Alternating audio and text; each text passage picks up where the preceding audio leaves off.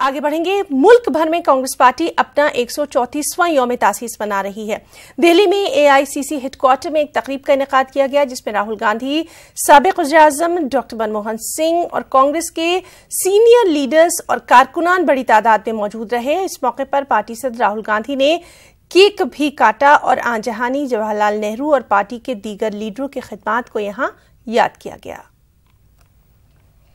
Foundation of the Congress Party, that's very good, and I'm sure this 134th year of Congress Party Foundation Day will be good for the nation, because this is the only political party responsible, of course, except Bharatiya Janata Party, the Congress and other socialist political parties responsible for the freedom of this country, and I'm sure the Congress will come back. 134 साल का इतिहास त्याग का, बलिदान का, कुर्बानी का रहा है।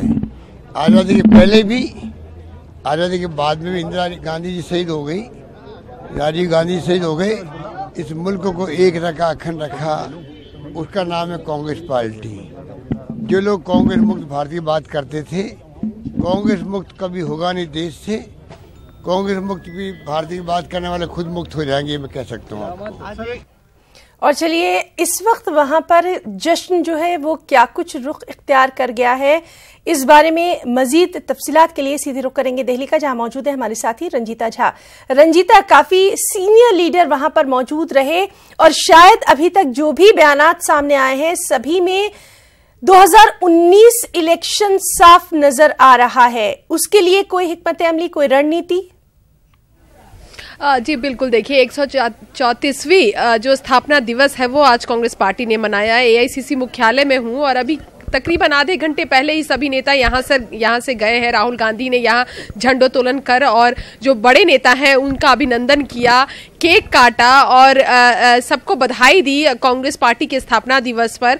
और जिस तरह से सभी नेता जब मीडिया से बात कर रहे थे, उनका साफ कहना था कि सबसे पुरानी पार्टी है और यही कारण है कि कांग्रेस जिस विचारधारा को लेकर देश में आगे बढ़ती रही है, आगे भी वही करेंगे। और 2019 को लेकर मुकम्मल तैयारी कांग्रेस पार्टी की तरफ से की गई है।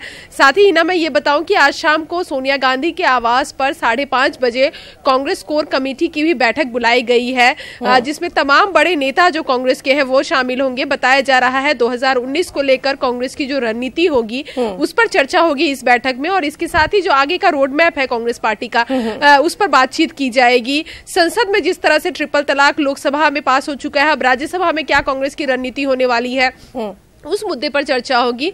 इसके साथ ही जो 3 राज्यों में कांग्रेस ने जीत हासिल की है, साफ तौर पर कांग्रेस के जो बड़े नेता हैं जिनसे भी हमारी बातचीत हुई, उनका साफ यही कहना था कि जिस तरह से सेमीफाइनल कांग्रेस पार्टी ने जीता है और फाइनल 2019 में जो होना है, कांग्रेस पार्टी उसके लिए पूरी तरह से तैयार है, राहुल गांधी पूरी तरह से तैयार है और साफ तौर पर जो कार्यकर्ता है उनका मनोबल बहुत बढ़ा हुआ है। और यही कारण है कि कांग्रेस पार्टी के कार्यकर्ता जो है वो अब सिर्फ कुछ प्रदेशों में नहीं, पूरे देश में जाने जा रहे हैं।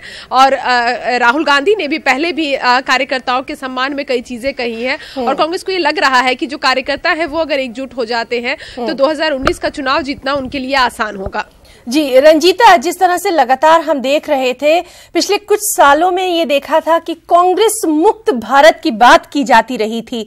आज जो ये दिवस मनाया जा रहा है कांग्रेस के हेडक्वार्टर में, वहां एक नया जोश नजर आ रहा है, एक नई जिंदगी नजर आ रही है। रंजीता, आपको हमारी आवाज आ रही है?